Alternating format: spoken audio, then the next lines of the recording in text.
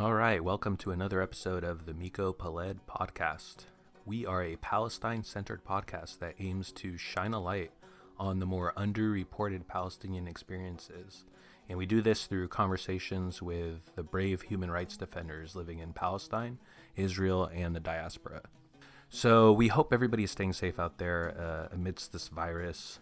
We're keeping a really close eye on folks in Palestine, particularly since there have been reports now of COVID-19 having entered into Gaza. So that's an incredibly precarious situation, even despite the pandemic. And it's something that would really only wreak more havoc on the besieged people of Gaza. In addition to a lot of the other Palestinians living under Israeli rule and who are deliberately blocked off from, things like medical access, or they're barred from receiving a really life-saving resources and aid.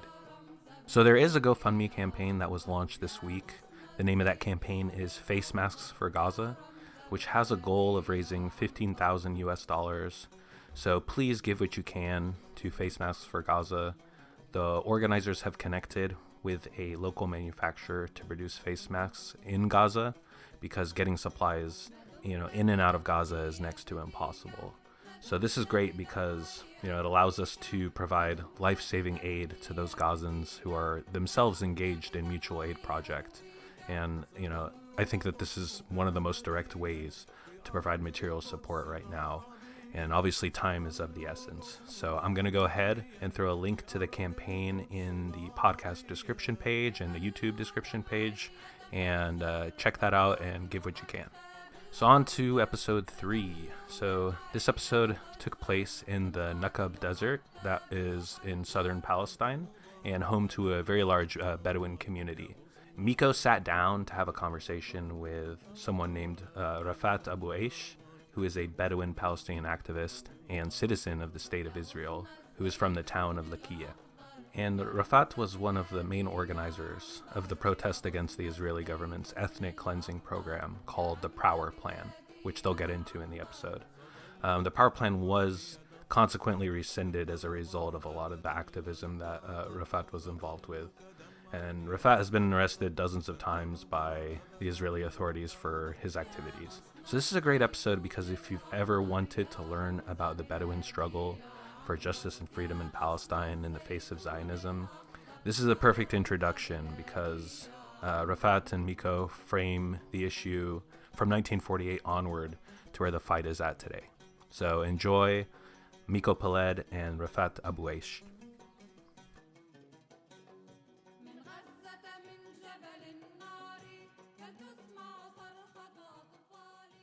We're sitting in Rahat, a Bedouin city in the Negev Desert in Palestine, the southern part of Palestine. I'm with my friend Rafat Abu Aish, who is an activist here, and has taken me around, and we've seen the different towns and communities in the Naqab. And it's a part of Palestine that we hear very little about, very, very little. In fact, it's rarely mentioned in the news, it's rarely mentioned anywhere. And there are many things that are taking place here. The fate of the local Palestinian Bedouins is something that is rarely told, that needs to be told, and needs to be understood. So maybe we can start. You can give me a little background about the Bedouin here in the Naqab. Hello to you and everybody, my friend Miko. Every time you come to the Negev, we are happy to host you. Yes, there's a lot to tell about the Naqab, and you'll have to give me points to start telling and what you want to hear.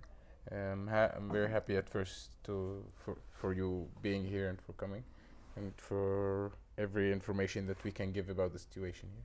So I would start by saying that al-Naqab is a part of the whole Palestinian struggle, and the whole struggle against Zionism, and the actions and policies of Israel everywhere that are very similar to each other, and what we are suffering is the same as everybody. So what do you want me to tell you? Well, this is interesting because the Bedouin and Naqab are considered citizens of the State of Israel. And the assumption is that since they're citizens, they have rights like everybody else. And maybe you can start with a little bit historically where the Bedouins and Naqab lived, what happened to them in 1948. And then we could talk about what is happening today. Sure. So, yeah, we are Israeli citizens. We do hold Israeli citizenship because when occupation came to Palestine in the year 48 and before, with all of the Zionist movement and programs.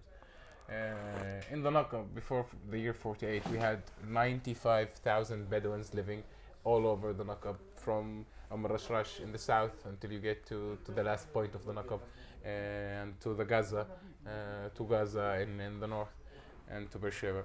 So there were 95,000 Bedouins around. One day after Nakba, more than 90% of them were kicked out. Around 11,000 Bedouins, Bedouin Arab Palestinians, were the ones who stayed inside of Palestine, and everybody else was moved and kicked out and or killed by the Israeli gangs. Most of them were moved into Jordan, to Gaza, to Sinai, and the ones who stayed in there, that were 11,000, as we said before, got Israeli citizenships with time, after they lived through the military regime and after their lands were taken away by the Israeli occupation and by Israel. They stayed, and with international law they had to get, Israel was forced to give them Israeli citizenships. Even though we were given Israeli citizenships, that didn't mean that any rights are equal to Israelis or that we got anything special from others. We are still living in the same conditions, in conditions that are very similar to other Palestinians who live under main occupation in the West Bank. In the Naqab today, there are more than 100,000 Bedouins. I'll give you just an example. More than 100,000 Bedouins living without electricity or water, and getting home demolitions every year. Just last year, I would say just 2018, in 1 year, there were 2,775 houses demolished in the Naqab. That's more than what was demolished everywhere. So before 1948 there were 90,000. After 1948 there were 11,000 left. And where were they? Where did they live? The ones who were left were moved by the Israeli gangs in trucks or by force to an area called the siege area. It was called the siege area because there was a siege around it at the time when the Israelis mainly made it. It's an area goes from the settlement of Dimona to the settlement of Yeroham, and then to the settlement of Arad, and then connects to Beersheba. When you make to Bir al-Saba, when you make one line to everywhere, you would find that it makes a triangle of areas, and it consists of only 3.5% of the Negev's, of the Naqab's area and of the Naqab's land. So we used to live in the whole Naqab. We owned the whole Naqab. It's our land, the whole desert of the Naqab. But we were moved to 3.5. That's what we are fighting to still have today. So the Naqab Desert is known to be a very fertile desert. It's not like a regular desert. So the Bedouin Palestinians actually engage in agriculture, right? Yeah. What the Israelis always, the version that the Israelis always try to sell is that Bedouins used to move from one place to another. But they're people without land because they're Bedouin, they're nomads. Yeah, that's the story. Yeah.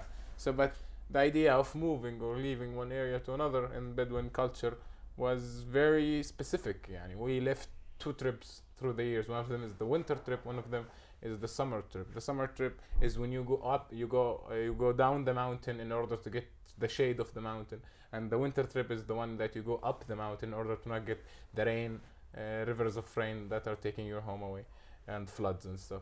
So, but then we moved with cattle and with our sheep. But those are people who are responsible for the sheep. They would move and take the sheep to eat and to go to more fertile areas or more agricultural areas. But yeah, we did agriculture the land, and Bedouins did make. We are a society that lived through with agriculture, but mainly with animals. The relationship for Bedouins is with the land and the animals. And so you said there were 11,000 left, and now there are how many? You talked about 100,000 living without electricity or connected to the grid. So how many are aware? The biggest fear to the Israelis today, Miko, is that Bedouins, with the years, within the past years, we have been called many names by the Israeli officials.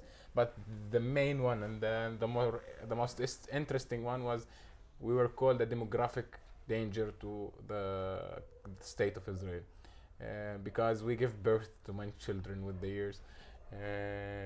Since the year 48 until today, you have from from 11,000 Bedouins, we turned into 240,000 Bedouins Wow. in 70 years. And today, these 240,000, how do they live? Where do they live? So there are three kinds of living in the Naqab. The first one is planned towns, which are 7 towns that were built by the Israeli occupation in order to make the nomad Bedouins, as they say, more civil. So we were forced to move from the tents to houses in these 7 towns. You called them townships once when Townships, we spoke. yeah. Why did you use that name? Because it's not, we'll say it's not part of our identity. It's not something that we chose to live in. It's something that you were forced to live in. And the first example of how we were forced to it is that in the 50s and through the military regime, a law was passed that talks about the Naqab in the Israeli Knesset at the time. It's called the law to prevent raising black goats. Yani the Israeli government. So they passed a law about goats. They passed a law about goats, yeah. Okay. And about specifically black goats. Why did they do that? In order to prevent us from building our Bedouin tents that are made of the hair of these goats. So they made us move our way of life, and they took the lands and they took everything from the society. And through hundreds of years, our way of living was demolished by the Israelis. So the first one, we said the planned towns. Second one is newly planned towns, newly recognized towns, which are villages that were recognized by the Israeli government since the year 2000 until today. They didn't get any services or anything So special. when were these towns created? They were always there. Oh. Nothing was created in the Naqab except for the planned towns. Okay. But we were always there, or we were moved to there by the Israeli government in occupation. Or So by there the are towns Israeli that were there before the state of Israel? Yes, the people were there before the state of Israel. And the last way of living is the unrecognized towns, villages. These are villages, these are historic, most of them are historical villages, that they have the majority of Bedouins living in them. And they have no electricity, no water, home demolishes, no streets, no schools, and they are being the Israelis are being racist against them. And So how many people live in the unrecognized towns? around 100. There is no numbers about it because the Israeli government considers unrecognized towns as non-existing. They don't exist. Mm. So even when there is a war, they don't have bomb shelters or any kipot barzel Or any defense, yeah. any defenses to these towns because they're empty for them. So we don't have, but the numbers that we think are right, around 140,000 Bedouins live in unrecognized towns. So 140,000 citizens of the state of Israel live No without electricity, water, no without water. electricity, Yeah. without roads, without schools, without Yeah. access to medical care. True. Okay, that's something we should And they take a moment. And they get home demolished. And when they build, their homes get demolished. So that's something to take a minute and kind of digest and come to terms with. The state of Israel has over 100,000 citizens in towns that get no services. And what is there a reason? Did the state give a reason? Do they explain don't have this? to give you a reason. They wouldn't give you a reason or an alternative. The only excuse that the Israeli government uses is that your house is illegal. Who made it illegal? You made it illegal. You came here. Who can make it legal? Nobody. Wherever you want to go to get a permission to build your house in your own land that you inherited from your grandfather. There is no, I would say that, Miko, and you can check that out behind me, okay? There is no legal body in the Naqab today that's allowed to give a permission for one Bedouin to build a house. For the Bedouin. For the Bedouins. Now, you don't know where to go to get a permission to build because there is no place that gives you, but all of them can demolish your house. but at the same time, and also the Bedouin today, are they allowed to work in agriculture today? What agriculture, man? We can't build houses. Yeah, they wouldn't give you that. the idea in the Naqab. So there's no land for them. When you compare Bedouins to Jews in the Naqab, okay, when a Jew comes to the Naqab, and there are many programs to bring Jews to the Naqab from the center in order to make less pressure on the center, because most of the Jews live in there and the Zionists live in there, and they want to bring him here to the Naqab. When a Jew comes to the Naqab, he can choose the way of life he wants. He can live in a kibbutz, in a mushav. He can live in a city. He can live in a village. He can live in a lawn farm. You know what lawn farms are, Miko? You do. Lawn farms are farms that made for Jews, that one Jewish family or one Jewish guy can come and say, I dream about agriculturing the Naqab. They would give him thousands of dunims and acres of lands in order to build the project that he dreams of without getting anything from him. They would give him all the services that he wants, and there are hundreds of lawn farms in the Naqab for Jews. But when a Bedouin, are there any Bedouin lawn farms? There is none. For example, the story of al-Hiran, the town of al-Hiran. It's a village that's supposed to be demolished, and it's going to be demolished soon, in order to build a Jewish town in its place, a Jewish settlement in its place. It's a Bedouin town that the people in there were moved in the 50s by the Israeli army to the area in there that they exist. They are in the western border of the Naqab. So they were moved from one place to al-Hiran, and now they're being kicked out of al-Hiran. In order to put a Jewish settlement in their place. Next to them, just a few kilometers away from them, you can see a lawn farm called Golden Dog. Okay, Golden Dog consists of thousands of dunims of land in the Naqab, and what is it made for? It's a cemetery and a hotel for dogs. Okay, they have electricity, they have water, they have Wi-Fi. They a have hotel for dogs. Yeah, a hotel for dogs. The dogs have Wi-Fi, we don't, bro. So now there are quite a few Israeli Jewish towns and settlements, like you said, and agricultural communities, and they seem to be doing very well. I mean, they're green and they're quite wealthy, and they do very, very well. At the same time, right next to them sometimes, and you showed me this across the street, like Omer and Tel Sheba, right? Yeah. One is a thriving, upper middle class, wealthy town, the Israeli Jewish one, and Tel Sheba is not, right? The example of Omer and Tel Sheba shows exactly the discrimination in budgets and services that are between Arab towns and Jewish ones. Omer today is considered the most, in the rate of welfare in Israel, it's one of the four most rich towns in occupation in Israel. But when it comes to Tel Sheva, it's one of the last ones. They have in Tel Sheva, people have no jobs. They have the town that was the first to be built by the Israeli government, the first planned town, Tel Sheva. With time, it was made to be a ghetto for the Arabs and for the Bedouins. And there, you have crime, you have unemployment, you have drugs, you have discrimination against them. You have the police coming in there, and when they are doing nothing for the people. And one of the first stories about Tel Sheba, when they made Tel Sheba, is about the Israeli police selling drugs from the police cars to the people in order to create a situation of drugs inside the towns. So the idea is Israel does not look at us as citizens. They look at us as a danger to the government, and they try to just demolish any way of resistance or existence that we would feel or we would believe. So you have Omer on the one side of the street, which is one of the four wealthiest communities, Israeli communities in the entire country.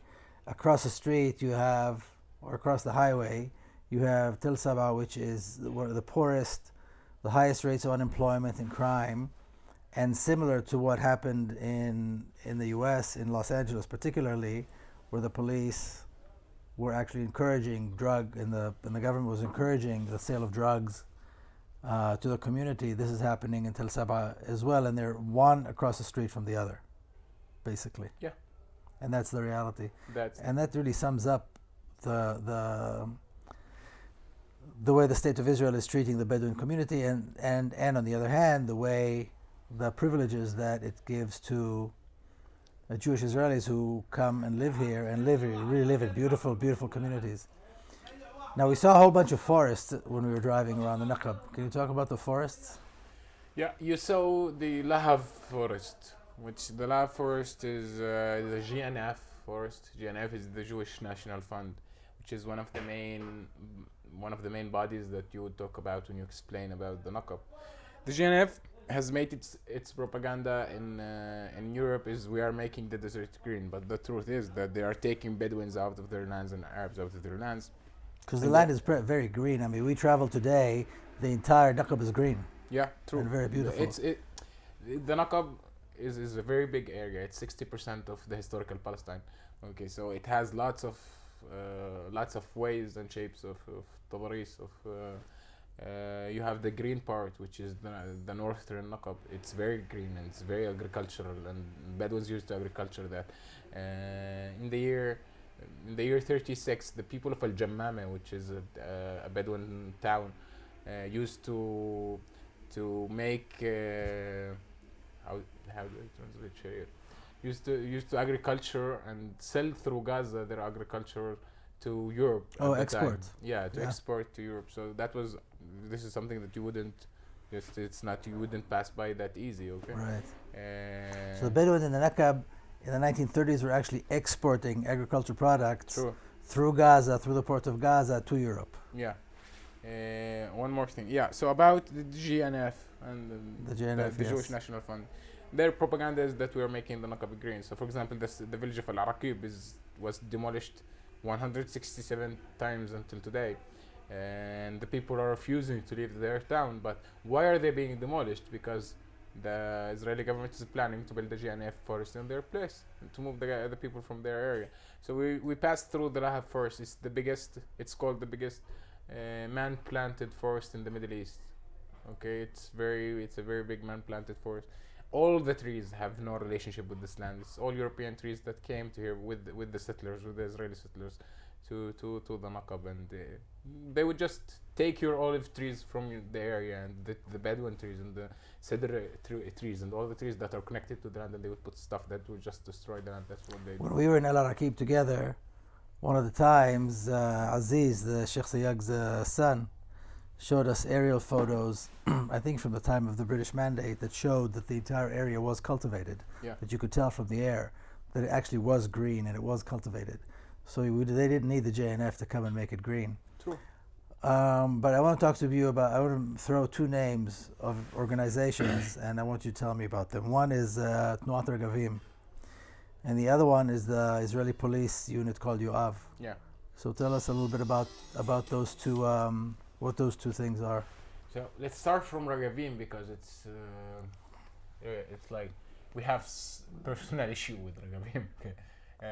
Regavim is a very right wing. You have a personal issue with Regavim? Yeah, we all have a personal issue with Regavim. You mean all Bedouin? All Bedouins have a personal issue with Regavim. Regavim is the biggest criminal in the Naqab today, along with the Yoav unit. Yeah. You mean a criminal organization? Yeah, we call it a criminal organization. Regavim is the most right-wing organization that is controlling the policies that are being planned and they're put on the people of the Naqab. They sell the story that the Bedouins are controlling and stealing lands of the Israelis. The whole land is aslan Arab, but the truth is that they are taking your land day and day and day.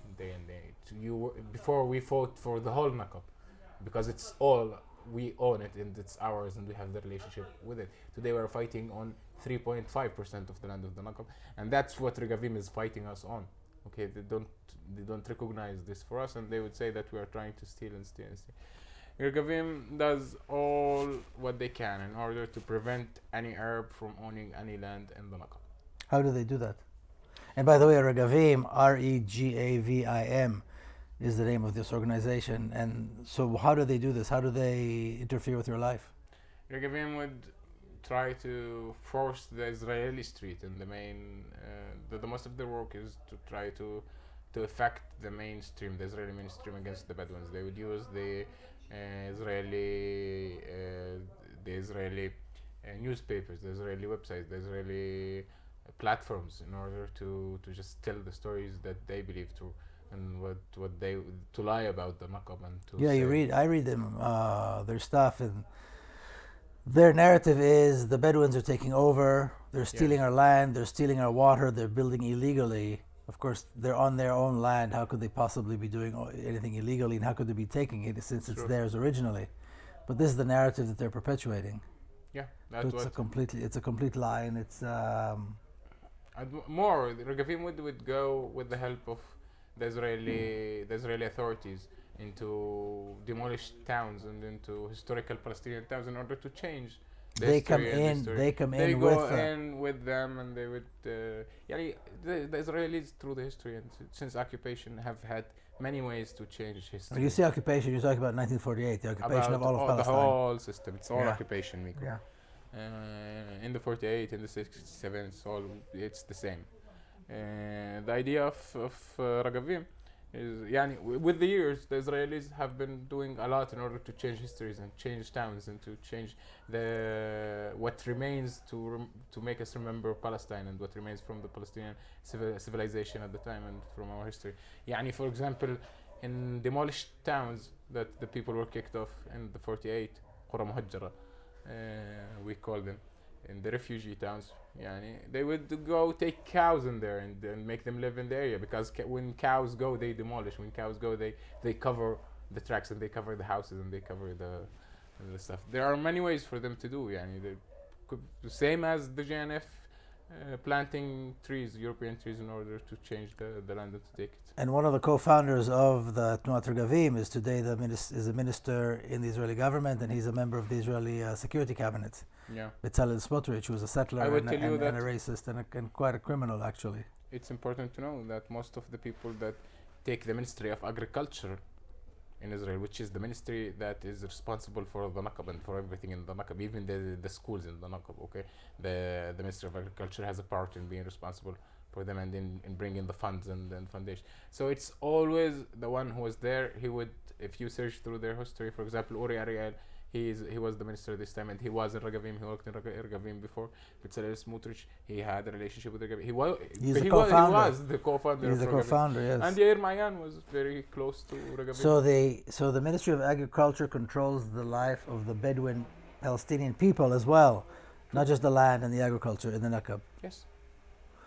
Okay, and now what is this Yoav unit that the Israeli police has? Because if you look at their website, they look like a commando unit, like they are out to, fight terrorists. They are fighting something. the Bedouin Israeli citizen terrorists. What do they do? So, in order to understand the Yoav unit, we have to meet another body that's very important, and it's the most important in the Naqab, which is the Authority for Developing the Naqabs, and for it's called Harishut in Hebrew. It's called Harishut Lahdarat Yeshvut Bedouit. Okay, so the authority to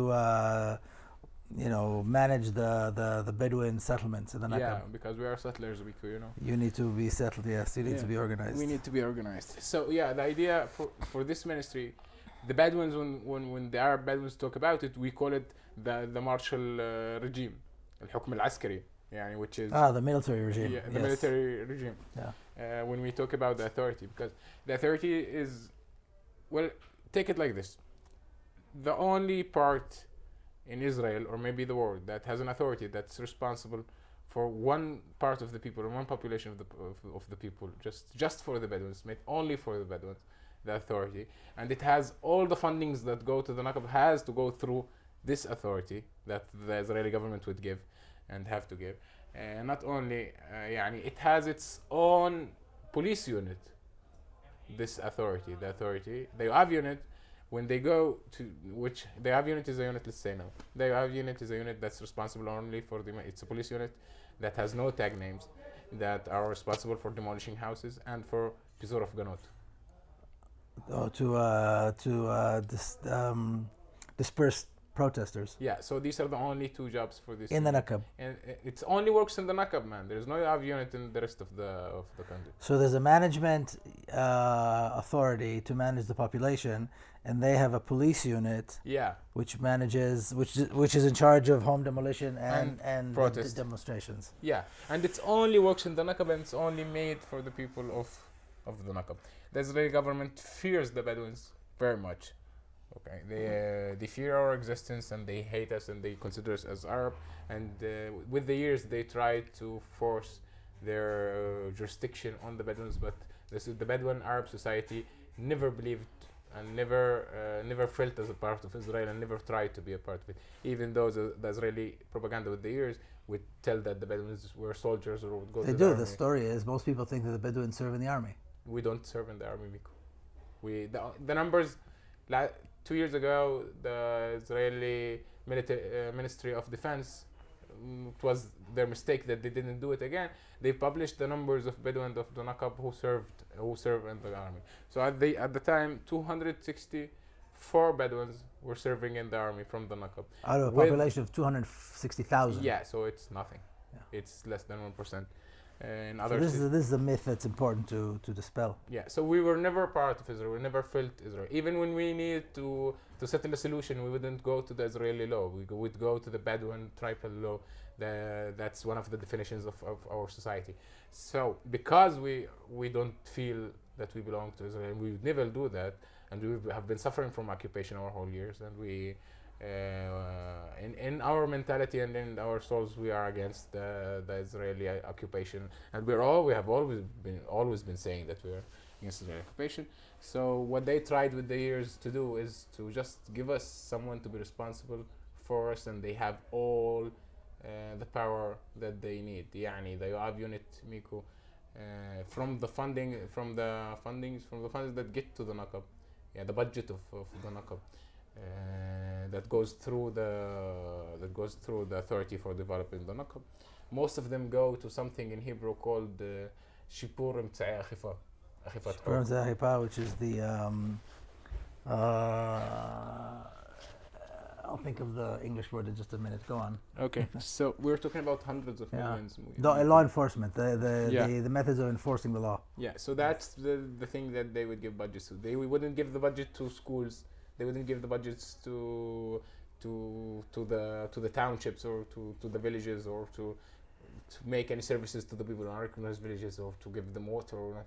These budgets just go to buying SUVs for the police and then more guns and more tractors and more stuff. And again, we're talking about a society that is a civilian society within what is considered the legitimate, if you consider it legitimate, boundaries of the state of Israel. And these are Israeli citizens. We're not talking about the Gaza Strip or the West Bank. We're talking about a society of Israeli citizens that, by the way, have never fought, have never carried arms, have never had any kind of, armed resistance or anything like that. So one more thing I want to ask you about is this. So you were born here into this reality. You live here. You're an activist. You've been in some of the most important protests. You've led protests. You've been imprisoned plenty of times. 14 times. 14 times? Yeah. Okay. What are you fighting for? What is the end? What is the goal? What do you believe is the end goal, or should be the end goal for people who are fighting this regime of occupation and racism and apartheid, which is the state of Israel? The end of occupation in all historical Palestine, and if I would answer this question very fast, I would say that I'm fighting to end Zionism and I'm fighting to end the occupation everywhere. I'm fighting for my people to get their pride back and to get their land back, because we are a very proud society. That with the years, our pride was the most important thing with us when occupation came to us. Our land was taken away from us, so we want our land back. But not only, we want the people who were kicked out of the Naqab to come back, the Palestinian refugees. We are not leaving our homes and we are staying in them, and that's what the people of the Naqab proved the whole years. Even though you demolish the village 160 times, the people still build their houses again. They said sometimes the Israelis just ask themselves, how the hell we do that? Even though the land that we live in is not, if you ask any Israeli, they wouldn't agree to come live in the situation and conditions that we live in, and they wouldn't like it. But we love it, man. It's very suitable for us. And we love the desert, we love the land. We just don't want anybody to demolish our homes or to try to touch our pride or to try to take our dignity from us. So what we are fighting against is the end of occupation and the end of Zionism. And equal rights and the right of return. And basically. Equal rights. Of course, if I end Zionism, I'm bringing my refugees back, man. So yeah. Excellent. All right, thank you very much. Come to the Negev, people. Come to the Naqab. It is a beautiful, beautiful part of Palestine, We'd and love to like host Rafat said, it covers about 60% of historic Palestine. Thank you, Miko.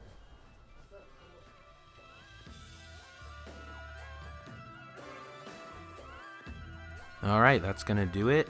Thanks to everyone for tuning in to another episode of the Miko Peled podcast. As always, please rate and review us on iTunes or Google or Spotify or whatever podcast app you like. Please donate what you can, any amount, to the Face Masks for Gaza GoFundMe campaign, which is linked below in the description. And lastly, please head over to MikoPeled.com to get Miko's latest articles that he writes for Mint Press News. Join our email newsletter, and you can also order Miko's books through the website as well. Now is as good a time as ever to just sit down and get into some books that you've been slacking off on. So if you haven't picked up a copy of The General Sun or Injustice, those are Miko's 2 books, we encourage you to pick up a copy. Obviously, Miko's events have all been canceled for the foreseeable future, so right now, buying a copy of his books or gifting it to a friend, or maybe selecting it as part of your book club is really the best way that you can help support the work. If you have any questions for Miko, shoot those over via email to booking@mikopeled.com, and I can try and get those answered on forthcoming episodes. All right, till next time.